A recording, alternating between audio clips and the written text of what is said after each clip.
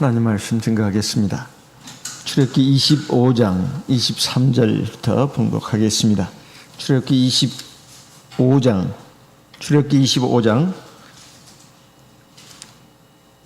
23절.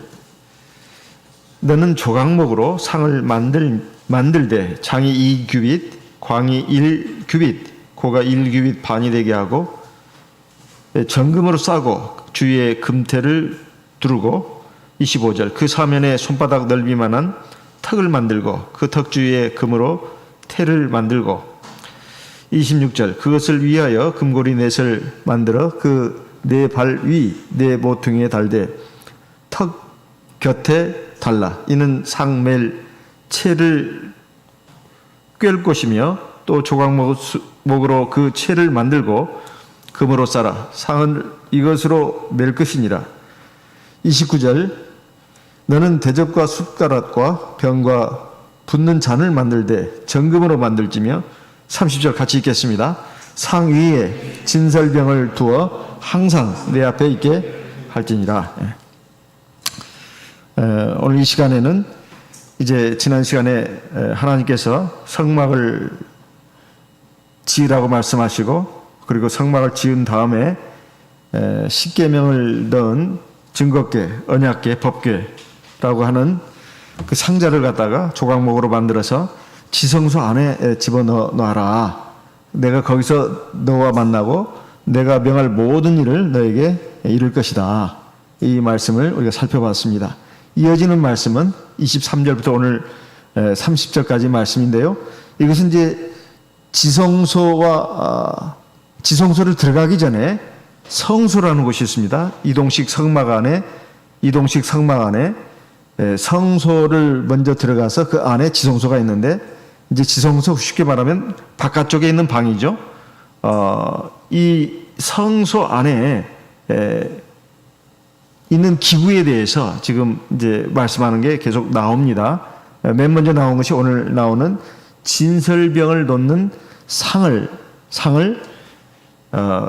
제작해라. 그리고 거기다가 진설병을 놔라. 이렇게 되어 있습니다. 진설병이라고 하는 것은 얼굴 앞에 놓는 떡이라는 뜻입니다. 얼굴 앞에 놓는 떡. 원어의 뜻은 그런 뜻인데 하나님 앞에 놓는 떡이다 이런 뜻입니다. 진설한다, 배설한다는 뜻이죠. 진열한다는 뜻입니다. 병은 떡병자를 이제 한자어로 쓰는 말입니다. 그 상을, 떡상을 만들어라는 거죠. 떡상을. 이것이 그 성소 안에 있는 중요한 기구 중에 하나인데 지금 이것에 대해서 말씀하고 있습니다. 그 떡상을 왜 만들려고 했나 하면은 바로 23절에는 이제 여기에는 빠져 있습니다만은 또한 너는 이 말이 원어에는 있다고 합니다. 그래서 22절과 같이 연결되는 말씀으로 이렇게 볼 수가 있습니다. 거기서 내가 너와 만나고 그리고 내가 네게 명할 모든 일을 네게 이룰 것이다. 또한 그러니까 내가 너와 함께 하는 데 있어서 이제 또 필요한 것들에 대해서 지금 쭉 말씀을 하시는 내용이 23절 이하에 나온 말씀이다. 그런 뜻입니다. 그 크기가 그 재료는 조각목입니다. 조각목. 그러니까 쉽게 썩지 않고 벌레가 먹지 않는 아주 튼튼한 나무입니다. 그런데 그 길이가 여기 보니까 2규빗이라고 나오는데 한 규빗을 45cm라고 하면은 90cm가 되겠습니다. 그리고 넓이는 1규빗, 그러니까 45cm고 고는 높이입니다. 높이는 1규빗 반. 이것은 오늘날 그 길이 단위로 좀 환산해 보면 67.5cm. 그러니까 법궤, 언약궤, 증거궤보다도 크기가 작은 그런 크기의 상이 되겠습니다. 그 상을 갖다가 정금으로 이렇게 싹 두릅니다. 그리고 양쪽 네 귀퉁이에다가 고리를 단다는 거죠. 그래서 이 이동식 성전이 이동을 할 때, 행진을 할 때 역시 그 고리에 꿰어가지고 등에 메고 이렇게 가는 것으로 되어 있습니다. 근데 이 상 위에는 떡을 놓도록 되어 있습니다. 진설병이죠. 떡을 놓는데 몇 개를 놓느냐? 12개를 놓는다 이 말. 12개. 그 떡을 갖다가 6개씩 두 줄로 해가지고 12개를 놓는다 그 말입니다. 이것은 이스라엘의 12지파를 상징하는 것으로 되어 있습니다. 그래서 이것을 갖다가 매 안식일마다 새로운 떡으로 갈고 그 엿새 동안에 그 진열되어 있었던 그 떡은 제사장이 먹습니다. 제사장이 먹고 새로운 떡이 이 안식일마다 교체가 되는 거예요. 레위기 24장 5절부터 읽겠습니다. 레위기 24장 5절입니다. 레위기 24장 5절. 너는 고운 가루를 취하여 떡 12를 굽되 매 덩이를 에바 10분의 2로 하여 6절. 여호와 순결한 상 위에 이거 바로 떡상입니다. 두 줄로 한 줄에 6씩 진설하고 7절. 너는 또 정결한 유향을 그 매 줄 위에 두어 기념물로 여호와께 화제를 삼을 것이며 8절 9절 같이 읽습니다. 항상 매 안식일에 이 떡을 여호와 앞에 진설할지니 이는 이스라엘 자손을 위한 것이요 영원한 언약이니라. 9절. 이 떡은 아론과 그 자손에게 돌리고 그들은 그것을 거룩한 곳에서 먹을지니 이는 여호와의 화제 중 그에게 돌리는 것으로서 지극히 거룩함이니라. 이는 영원한 규례니라. 여기에 중요한 말씀이 8절에 항상 매 안식일에 이 떡을 여호와 앞에 진설해라. 이 말은 안식일마다 새 떡으로 교체를 하라는 뜻입니다. 그리고 그 교체되는 떡은 바로 아론과 그 자손들, 그 제사장들이 먹는다 그 말입니다. 이 떡은 뭘로 만드느냐? 누룩이 없는, 흠이 없는 고운 가루를 취해서 만든다는 거예요. 예. 그리고 여기에는 특별히 좀 자세한 내용이 나오는데 그 떡을 두 줄로 놓는 데 있어서 그 두 줄, 그러니까 그 한 줄마다 유향을 거기다 두라. 향기로운 향이 나오도록 해야 된다는 거죠. 이게 두 개를 놓는 거죠. 한 줄마다 하나씩이니까. 예. 이렇게 되어 있습니다. 여기서 또 중요한 것이 뭐냐면은 이것입니다. 8절에 이 매 안식일에 이 떡을 여호와 앞에 진설을 하라고 되어 있는데 이것은 그 다음에 굉장히 중요한 말씀이에요. 이는 이스라엘 자손을 위한 것이라. 영원한 언약이니라.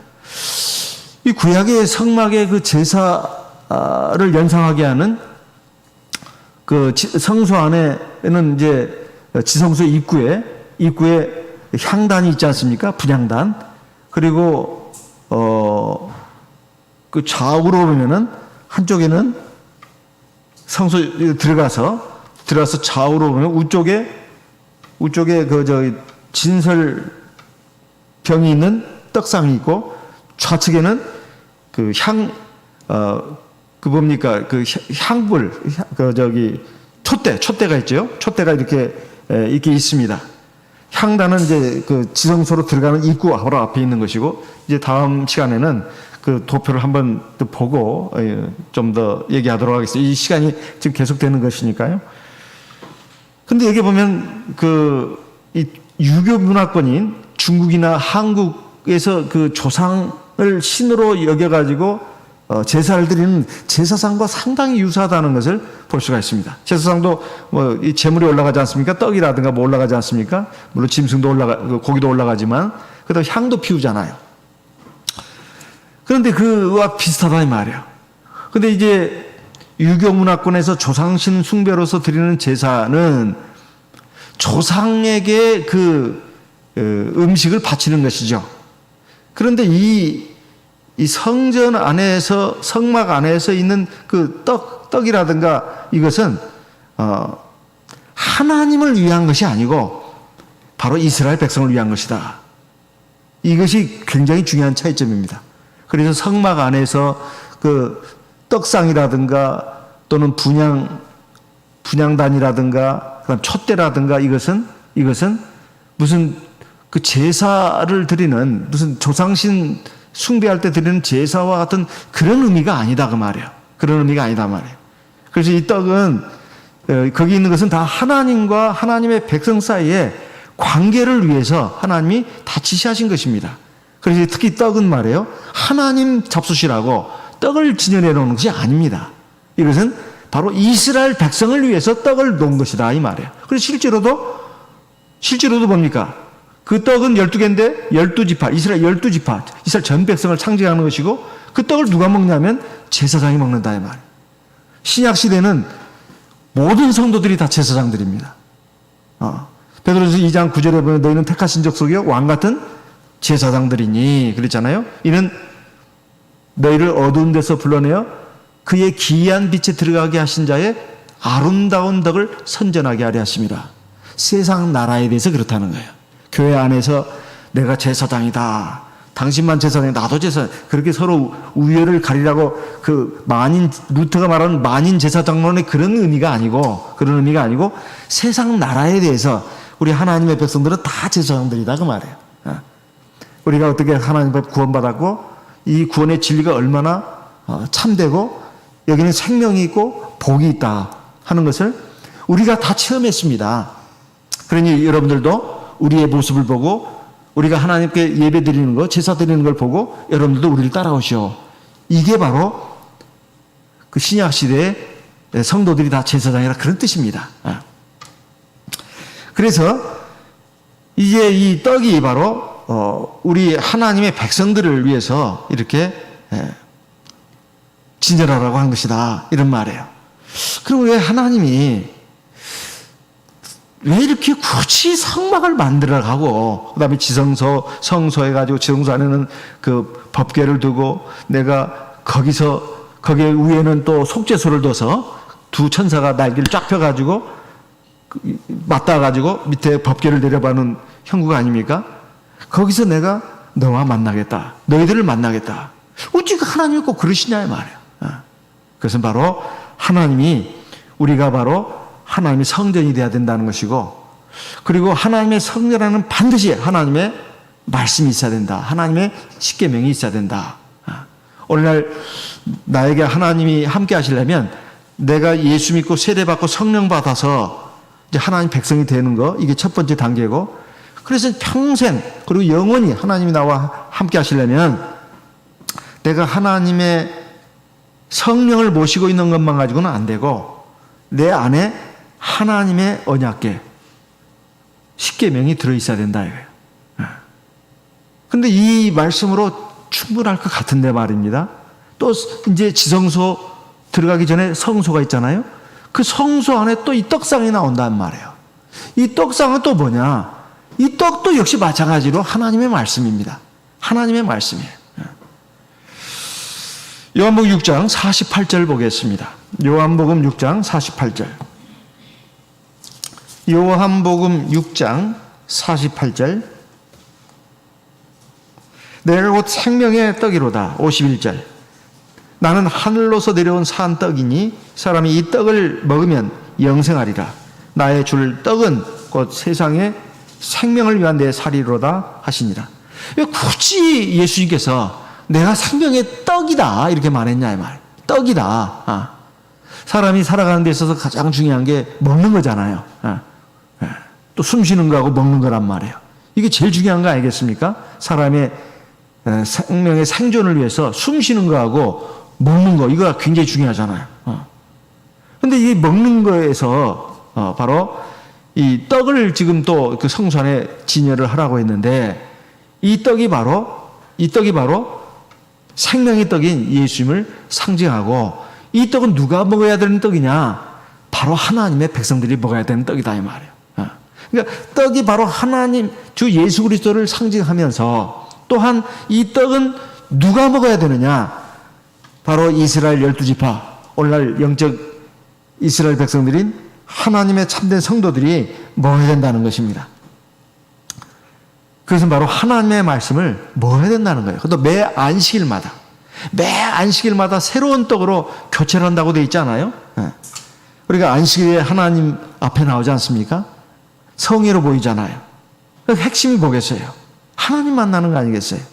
하나님을 어떻게 만나냐 이 말이에요. 첫째, 하나님이 영이니까 기도해야죠. 오면 우리 하나님 앞에 기도하지 않습니까? 하나님 만나는 거예요. 또요, 하나님 앞에 먹잖아요. 말씀을. 이 말씀이 바로 생명의 떡입니다. 말씀이 바로 생명의 떡이에요. 그래서 우리가 이 말씀이 십계명으로 해가지고 지성소 안에도 있고 또 성소 안에도 떡상으로 해가지고 또 거기에 진열되어 있고 왜 하나님은 이렇게 같은 말씀을 이렇게 저렇게 자꾸 반복하시냐 이 말이에요. 그만큼 중요하다 그 말이에요. 뭘 위해서? 우리 생명을 위해서, 우리 행복을 위해서. 아담과 하와가 우리 인류 시저가 에덴 동산에서 범죄한 이유가 뭐겠습니까? 첫째는 하나님을 사랑하지 않았기 때문에 그래요. 조금 더 구체적으로 말하면 하나님을 경외하는 믿음이 없었어요. 좀 구체적으로 나가면 하나님의 말씀이 마음에 새겨져 있지 않았습니다. 우리 인류 시절부터 실패를 한 거예요. 첫째, 하나님을 사랑하지 않았고 하나님을 경외하지 않았고 하나님의 말씀이 그 마음에 없었어요. 그러니까 마귀가 와서 시험을 했을 때 선악을 알게 하는 열매 실비했을 때 그걸 봤습니다. 눈으로 보니까 보암직도 하고 먹음직도 하고 지혜롭게 할 만큼 탐스럽기도 한 나무인지라. 사람이 세상 살아가면서 죄를 짓고 하나님 말씀대로 안 사는 것은 대부분 다 자기 감성에 이끌리는 거예요. 그러니까 내가 좋아하고 기뻐하고 즐거워하는 거. 또 내 마음을 끄는 거. 이게 감성이거든요. 근데 그게 하나님 말씀과 어긋날 때 이게 죄가 되는 것입니다. 내 마음에 기쁘지가 않아요. 즐겁지가 않아요. 내 마음이 좋지가 않습니다. 그리고 내 마음에 끌리지가 않아요. 하나님 말씀인데. 그러면 그 순종을 못하죠. 근데 내 눈에 보이고 내 마음에 좋아 보이고 기뻐 보이고 그리고 내 마음을 막 끌어당긴단 말이에요. 그럼 그걸 하게 돼 있어요. 그게 바로 아담과 하와가 그랬고 그리고 그 뒤에 가인과 아벨 중에 가인도 그랬습니다. 자기 마음의 그 감정대로 막 하는 거예요. 감정대로. 그리고 이제 노아 홍수 시대 물로 세상을 멸하기 전에 창세기 6장에 보면 하나님의 아들들이 사람들의 아름다움을 사람들의 딸들의 아름다움을 보고 자기 마음대로 결혼을 했다고 나옵니다. 꼭 결혼만을 말하는 게 아니에요. 이제 그들의 살아가는 모습이 좋아 보이는 거예요. 그리고 이제 그 뒤에 쭉 보면은 다 마찬가지입니다. 그래서 사사시대에 와서는 이제 그 앞에 모세 그리고 여호수아도 죽었고 그 당시 살았던 장로들도 죽고 그러다 보니 이스라엘 백성들이 그 광야 생활 또는 애굽에서 있었던 그 하나님의 놀라운 역사 그런 것들을 그 기억하는 사람이 없어요. 그러니까 이제 다 자기 마음대로 이제 살게 되는 거예요. 그러니까 하나님이 뭐라고 말씀하십니까? 사사기 2장 12절 말씀을 보겠습니다. 사사기 2장 12절 사사기 2장 12절 애굽 땅에서 그들을 인도하여 내신 그 열조의 하나님 여호와를 버리고 다른 신 곧 그 사방에 있는 백성의 신들을 쫓아 그들에게 절하여 여호와를 진노하시게 하였으되 13절 곧 그들이 여호와를 버리고 바알과 아스타롯을 섬겼으므로 14절 여호와께서 이스라엘에게 진노하사 그 노력하는 자의 손에 붙여 그들로 노력을 당케 하시며 또 사방 모든 대적의 손에 파심해 그들이 다시는 대적을 당치 못하였으며 우리가 볼 때 어떻게 이스라엘 사람들이 이렇게 멍청한가 그런 생각을 많이 합니다. 그게 아닙니다. 그게 아니에요. 이스라엘 백성들이 과거에 하나님이 어떻게 역사했느냐 뭐 그런 것은 다 박물관에 고문서로 남아있는 거예요. 그냥 옛날의 기록일 뿐이에요. 현실을 보게 되면 지금 이스라엘 백성들이 가나안 땅에 들어왔지만 이방 족속들과 같이 섞여서 사는 것입니다. 근데 그들이 사는 모습이 너무 눈에 보니까 좋아 보여요. 멋져 보입니다. 그러니까 그게 따라가는 거예요. 시대 풍조를. 하나님을 사실은 전혀 안 믿는 건 아니야. 하나님은 믿긴 믿어도 그냥 형식적으로 믿고 실제로는 그들의 삶을 따라가고 그 문화에 많이 동화가 된 것입니다. 그래서 하나님께서 15절 같이 한번 읽어보겠습니다. 사사기 2장 15절 그들이 어디를 가든지 여호와의 손이 그들에게 재앙을 내리시매 곧 여호와의 말씀하신 것과 같고 여호와께서 그들에게 맹세하신 것과 같아서 그들의 괴로움이 심하였더라. 20절 제가 읽겠습니다. 여호와께서 이스라엘에게 진노하여 이르시되 이 백성이 내가 그 열조와 세운 언약을 어기고 그 열조와 세운 언약이 뭡니까? 십계명입니다. 십계명. 그리고 율법이에요. 그래서 하나님의 말씀을 말합니다. 그러니까 하나님의 말씀이 십계명인데 그걸 가지고 이제 하나님은 이스라엘 민족과 언약을 맺었다는 것입니다. 그걸 어겼다는 거예요. 그리고 하나님 말씀을 순종하지 않았다는 거죠. 21절 나도 여호수아가 죽을 때 남겨둔 열국을 다시는 그들의 앞에서 하나도 쫓아내지 아니하리니. 그것은 뭐냐면 그 이스라엘 백성들의 삶에 계속 고통이 있게 한다는 거예요. 그 원인은 바로 이스라엘 백성들이 하나님의 말씀을 지키지 않는 데 원인이 있다. 이런 말이에요. 이제 사사기 시대도 이제 점점 끝을 향해서 달려갈 때 어떤 일이 벌어지느냐. 이제 왕정으로 넘어가기 전에요. 사울왕, 다윗왕으로 넘어가기 전에 사사기 시대의 마지막 부분에 가서는 이런 말씀이 나옵니다. 사사기 21장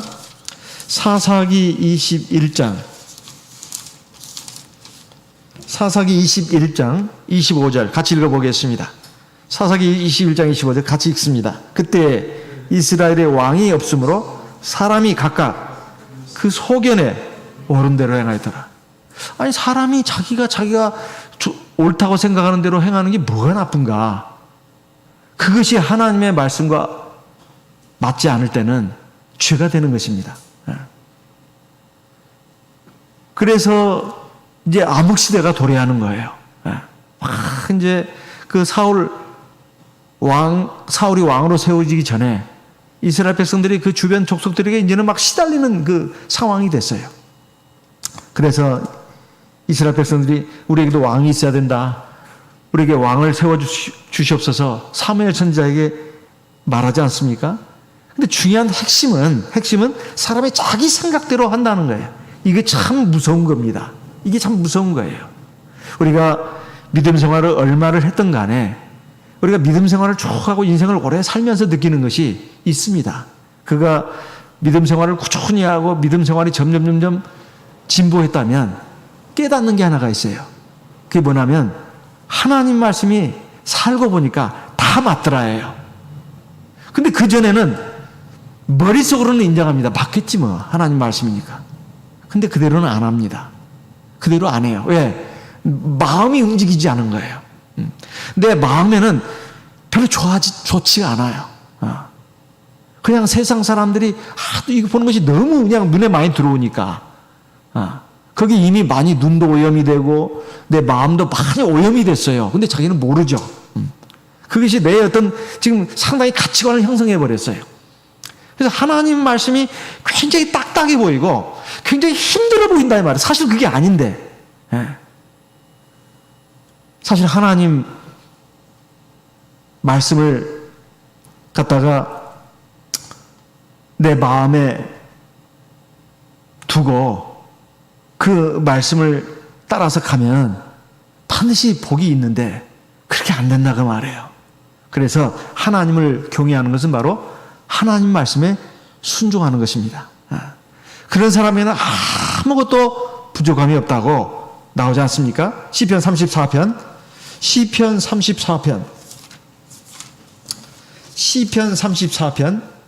9절 너희 성도들아 여호와를 경외하라. 저를 경외하는 자에게는 부족함이 없도다. 부족함이 없도다. 하나님이 모든 걸 다 채워주시고 이루어주신다고 말해요. 창세기 22장 12절 말씀을 보겠습니다. 창세기 22장 12절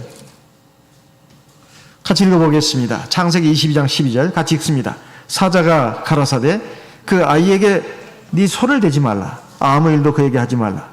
네가 네 아들 네 독자라도 내게 아끼지 아니하였으니 내가 이제야 네가 하나님을 경외하는 줄을 아노라. 지금 이 말은 하나님이 아브라함에게 하신 말씀입니다. 내가 이제야 네가 하나님을 경외하는 줄 알겠다. 이제야는 무슨 말이에요? 사실 아브라함에게 내려진 하나님의 말씀은 정말 이상적으로는 납득이 안 돼요.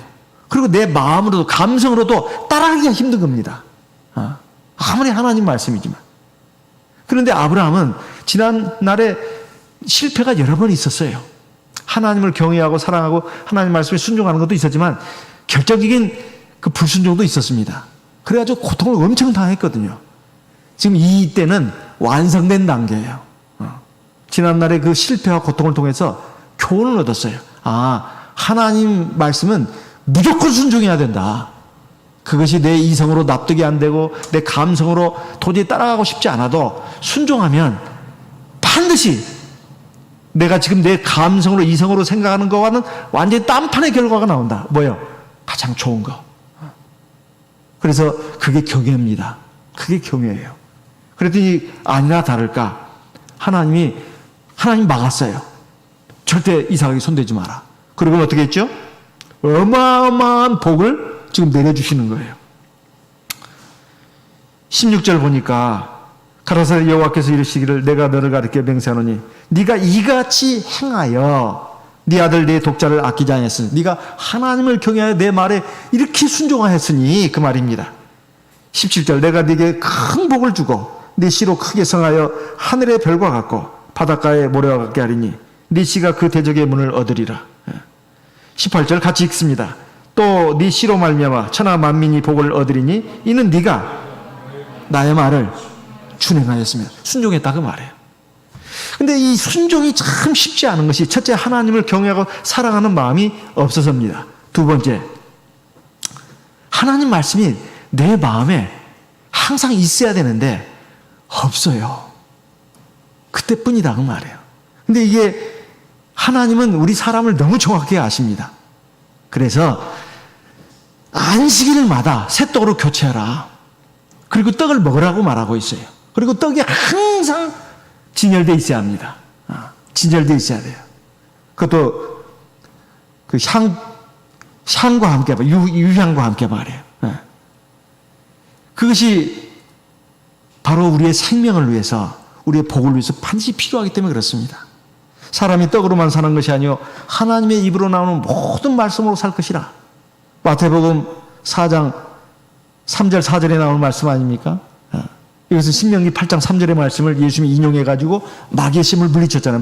마귀의 시험을 첫 번째 시험을 물리칠 때 쓴 말씀이 바로 이겁니다. 사람이 떡으로만 사는 것이 아니요 하나님의 입에서 나온 모든 말씀으로 살 것이다. 그 떡하고 하나님 말씀을 지금 같이 매칭해가지고 말씀하는 거예요.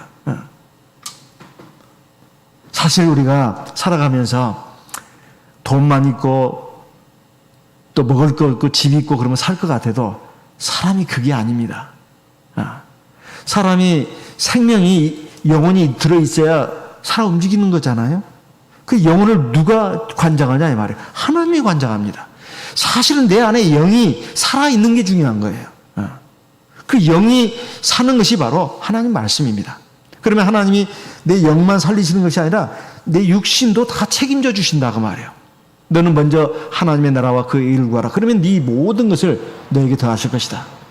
그러면 하나님의 말씀이 이렇게 성소 안에 계속 진열되어 있어야 된다. 오늘날 하나님의 성전이 된 우리 마음 안에도 하나님의 말씀이 항상 이렇게 진열되어 있어야 합니다. 그래야 거기서 먼 앞에 내가 누구와 대화할 때 어떤 일을 할 때 어떤 사건을 만났을 때 그걸 판단을 해야 되는데 안에 떡이 없어요. 그러면 내 생각만 나오는 거예요. 내 생각만. 내 감정, 내 생각만 나와가지고 이리저리 막 하다가 결국은 봉변을 당하고 결국은 시궁창에 빠지고 또 낭떠러지 떨어지고 또 뱀에게 물리고 이런 지경을 당하는 것입니다. 왜? 그 안에 무기가 없어요. 무기가. 그래서 에베소 6장 12절 13절에 보면 우리의 싸움은 혈과 육에 속한 것이 아니라 하늘의 악한 영들이라 세상의 주관자들 이 악한 영들에 대한 싸움이라고 말하면서 우리가 무기를 꼭 갖춰야 된다. 하나님의 전신갑주를 입어야 된다. 그러면서 에베소 6장 17절에 가서 뭡니까? 성령의 검, 곧 하나님의 말씀을 가져라. 하나님의 말씀이 바로 무기로서 우리 안에 있어야 합니다. 그래야 내 안에 잘못된 생각, 이것도 무너뜨릴 수가 있어요. 고린도 후서 10장 3절 말씀. 고린도 후서 10장 3절입니다. 고린도 후서 10장 3절. 우리가 육체에 있어 행하나 육체대로 싸우지 아니하노니 4절. 우리의 싸우는 병기는 육체에 속한 것이 아니요 오직 하나님 앞에서 견고한 진을 파하는 강력이라. 5절. 모든 이론을 파하며 하나님 아는 것을 대적하여 높아지는 것을 다 파하고 모든 생각을 사로잡아 그리스도에게 복종케 하니. 6절. 너희의 복종이 온전히 될 때에 모든 복종치 않는 것을 벌하려고 예비하는 중에 있노라. 7절. 너희는 외모만 보는도다. 만일 사람이 자기가 그리스도에게 속한 줄을 믿을진데 자기가 그리스도에게 속한 것 같이 우리도 또한 그러한 줄 자기 속으로 다시 생각할 것이라. 우리가 외형적으로 믿음 생활하고 또 외형적으로 내가 신앙으로 살고 이런 거 같이 생각해서는 안 되고 내 안에 세상 풍조, 세상 가치관이 들어와가지고 나를 지금 주관하고 있을 때 그것들을 무너뜨리고 부수는 거 하나님 말씀밖에 없습니다. 그게 하루아침에 되는 게 아니에요. 안식일마다 우리가 하나님 앞에 나와서 그 생명의 떡 하나님 말씀을 먹을 때 그렇구나. 내가 잘못 생각한 게 참 많구나. 이거 고쳐야지. 이번에 못 고치면 다음 안식일에 또 고쳐야 합니다. 안 되면 하나님이 여러 가지 또 내 삶을 통해서 역사를 하는 거예요. 사자가 나타나기도 하고 독사뱀이 나타나서 물게 하기도 하고 어떤 또 함정에 빠지기도 하고 고통을 당하죠. 내가 그때 잘못했구나. 그게 아닌데 역시 내가 내 마음을 믿을 것이 아니라 하나님 말씀을 믿어야 되는구나. 그래서 자기 지혜와 총명함을 믿지 말고 하나님을 의뢰하라고 하지 않습니까? 잠언 3장 1절 말씀을 보겠습니다. 잠언 3장 1절. 잠언 3장 1절. 내 아들아 나의 법을 잊어버리지 말고 네 마음으로 나의 명령을 지키라. 2절. 그리하면 그것이 너로 장수하여 많은 해를 누리게 하며 평강을 더하게 하리라. 평강을 더하게 하리라. 8절에 너는 범사의 그를 인정하라. 그리하면 네 길을 지도하시리라. 7절. 스스로 지혜롭게 여기지 말자다. 여호와를 경외하며 악을 떠날 자다. 그러니까 하나님 말씀을 마음에 새겨라. 3절에 보면 특히 마음판에 새기라고 말씀하고 있습니다. 그래야 그 말씀이 내가 하나님의 말씀과 뜻대로 나가도록 이끌어간다 이 말이에요. 잠언 7장 1절 2절 같이 읽어보겠습니다. 잠언 7장 1절 2절. 내 아들아 내 말을 지키며 내 명령을 내게 간직하라. 내 명령을 지켜서 살며 내 법을 내 눈동자처럼 지키라. 3절. 이것을 내 손가락에 매며 이것을 내 마음판에 새겨라. 왜 이렇게까지 말했겠어요? 내 눈동자처럼 보호하듯이 지키라고 말하고 있습니다. 마음에 새기라고 또 말하고 있습니다. 왜 그럴까요? 25절. 잠언 7장 25절. 네 마음이 음료의 길로 치우치지 말며 그 길에 미혹지 말지어다. 대저 그가 많은 사람을 상하여 엎드러지게 하였나니 그에게 죽은 자가 허다하니라. 여기 지금 음녀가 쭉 나옵니다. 잠언 7장에 보면 이건 세상 그 악한 영 마귀를 상징하는 것이고 세상의 잘못된 죄악의 풍조를 말하는 거예요. 실제 음녀를 가르치기도 하지만요. 이런 것에 이렇게 우리가 미혹이 안 되고 거기에 안 끌려가려면 하나님의 말씀이 진설병의 그 떡처럼 상에 놓여져 있어야 됩니다. 그것이 바로 우리 성전, 내 마음 안에 있어야 된다. 그런 말이에요. 그러면 그것을 이겨낼 수가 있다. 그런 말입니다. 그렇게 했을 때 우리가 하나님 앞에서 정말로 생명을 얻을 수가 있고 평안을 얻을 수가 있고 그리고 내 길이 형통합니다. 여호수아 1장에 있는 말씀도 우리가 늘 들어서 아는 말씀 아닙니까? 여호수아 1장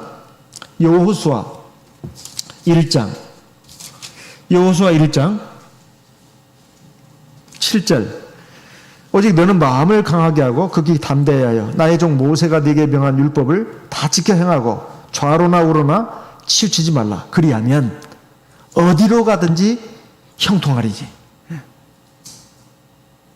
8절 이 율법책을 네 입에서 떠나지 말게 하며 주야로 그것을 묵상하여 그 가운데 기록한 대로 다 지켜 행하라. 그리하면 네 길이 평탄하게 될 것이라. 네가 형통하리라. 9절 같이 읽습니다. 내가 네게 명하는 것이 아니냐. 마음을 강하게 하고 담대히 하라.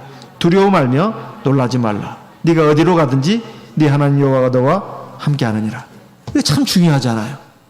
그러니까 하나님을 경외하고 의지하고 말씀 따르는 것을 우리가 참 어쩌면 수십 년의 세월이 걸린지도 몰라. 이스라엘 백성들이 40년 세월 걸린 것처럼. 그래도 끝까지 순종한 사람 2명밖에 없었어요. 참 안타까운 일이죠. 그 2세들이 가나안 땅에 들어갔습니다. 그래서 내가 믿음 생활을 참 제대로 한번 해야 되겠다. 다른 게 아닙니다. 바로 하나님의 말씀이 내 마음판에 있어야 돼요. 그래서 그 말씀이 내 말과 행동, 사고방식, 판단력 이것을 주관하도록 해야 합니다. 그러면 하나님이 함께 하시는 거예요. 그리고 마음에 평안이 옵니다. 그리고 기쁨과 즐거움이 넘쳐요. 그리고 형통함이 있어요. 이거 우리가 다 추구하는 거 아닙니까? 그런데 이제 세상 사람들은 그렇다 치더라도 하나님의 백성들을 한번 잘 보면 나부터 시작해가지고 우리 가족, 우리 교회 성도님들 그것도 지금 최근의 성도님만 아니라 초창기부터 지금까지 한번 검토를 해보라 이 말이에요. 하나님 말씀이 틀린 게 하나도 없어요. 근데 그 당시대를 사는 그 시점에 사는 그 당사자는 이런 말씀을 많이 들어도 그게 실감이 안 나나 봐요. 다 자기가 겪고 나서 부서지고 깨지고 나서 그 말씀이 맞아. 이렇게 되는 경우가 있습니다. 그런데 그것이 참 그것도 하나님의 성령의 역사가 있어야 되지. 참 성령의 역사가 없이는 신세 한탄만 하는 경우로 또 빠집니다. 나는 왜 이렇게 지지리도 복이 없어가지고 나는 왜 이렇게 되나. 내가 하나님을 믿는다 하면서도 하나님 말씀과 신앙으로 이렇게 쭉 나왔나. 이런 부분을 생각해 보면 돌아보면 내가 참 부족한 게 많았구나. 지금도 부족하구나. 그러면 늦지 않은 것입니다. 늦지 않은 거예요. 진짜 그걸 빨리 깨달은 거예요, 지금. 그래, 내가 지금부터는 하나님을 경외하고 하나님 말씀에 유의하리라. 그리고 하나님 말씀을 어떻게든지 내가 순종하도록 하리라. 그래서 기도도 그런 방면으로 하는 것입니다. 그러면 하나님이 함께 하시는 거예요. 나를 반석 위에 세우시고 높은 데 올리시는 겁니다. 그리고 적과 꿀이 흐르게 막 만드는 거예요. 이것이 굉장히 참 중요한 부분입니다. 그래서 이 떡을 갖다가 이렇게 성전 안에다가 진열을 하도록 한 것은 그런 뜻이 있습니다. 그리고 유향을 놓으라고 했는데 그것은 바로 기도를 상징합니다. 기도를 상징하는 거예요. 기도를 통해서 하나님이 우리가 이제 말씀을 이렇게 받도록 이렇게 한 것입니다. 사실 그 떡을 먹는 사람은 아무나 먹는 게 아니에요. 그 떡을 먹는 사람은 제사장들만 먹는다고 했습니다. 거기에 보면은 그 떡을 먹으려면은 일단 성전 안에 들어가기 전에 그 뜰을 지나가야 합니다. 성전 안에 들어가기 전에 뜰을 지나가야 돼요. 그것이 바로 앞에 저 뜰에 번제단이 있습니다. 번제단에서 제물을 잡아서 제사를 드리고 그 다음에 이제 그 앞에 성전, 성막으로 들어간 입구에 물두멍이 있어요. 손을 씻어요. 그리고 이제 들어가는 거죠. 들어가서 그 떡을 먹는 겁니다. 이것은 예수 그리스도의 십자가 보혈을 공로를 통해서 세례를 받으면 우리가 죄 사함 받습니다. 그러면 우리가 하나님의 거룩한 제사장이 되는 거예요.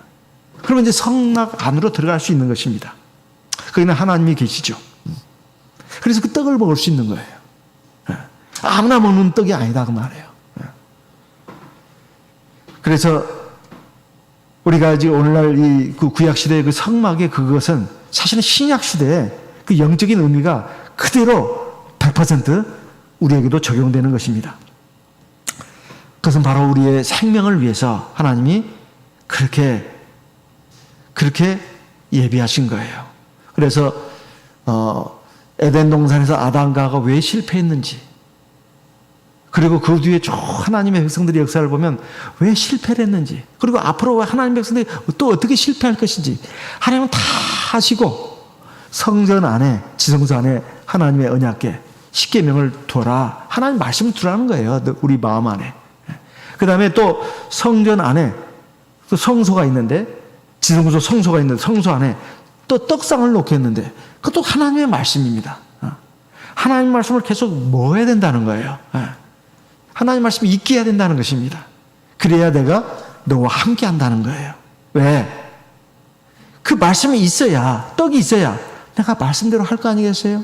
그냥 내 생각으로만 가득 차 있고 내 감정으로, 내 느낌으로만 가득 차 있으면 말씀대로 할 수가 없습니다. 그래서 이것이 대단히 중요한 것이 바로 예레미야 33장에 있는 말씀을 보겠습니다. 예레미야 33장, 예레미야 31장, 예레미야 31장 31절, 예레미야 31장 31절. 나 여호와가 말하노라, 보라 날이 이르리니 내가 이스라엘 집과 유다 집에 새 언약을 세우리라. 33절 같이 읽겠습니다.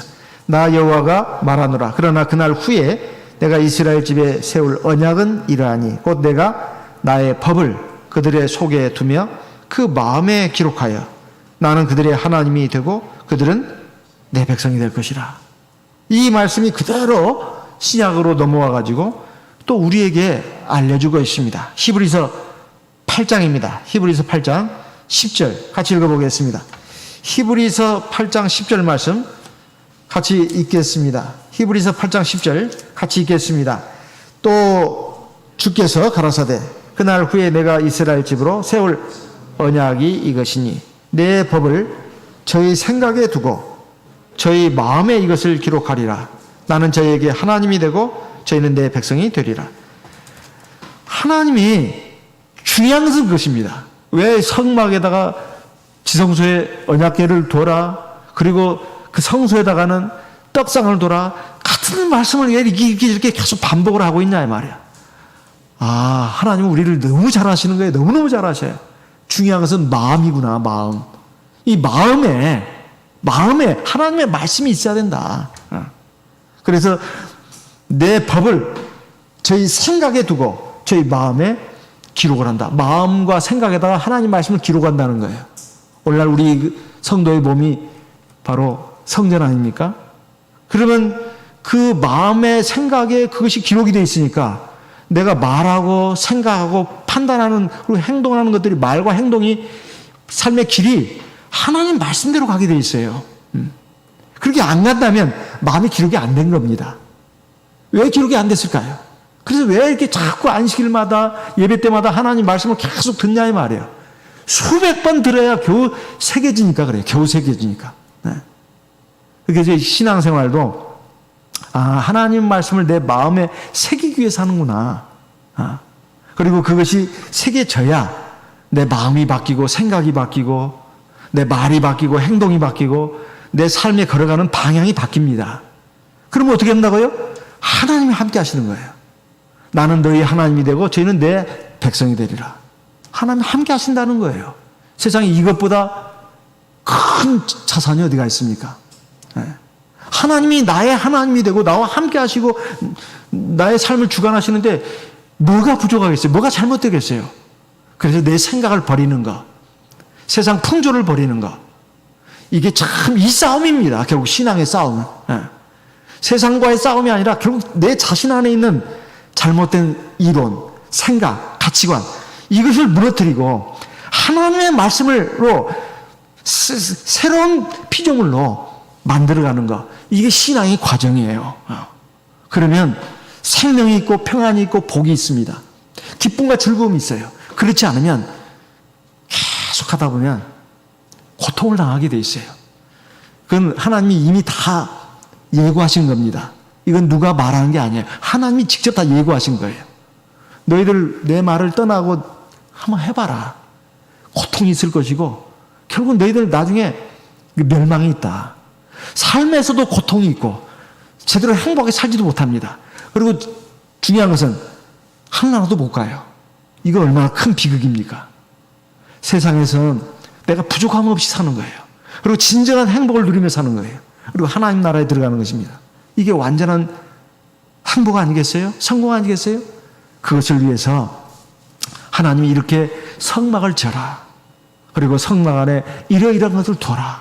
이걸 말씀하는 것입니다. 이 말씀을 우리 마음판에 잘 간직해야 되겠습니다. 아, 내가 하나님 말씀을 지금 떡으로서 내 안에 진열해놓고 털걸 먹고 있는가?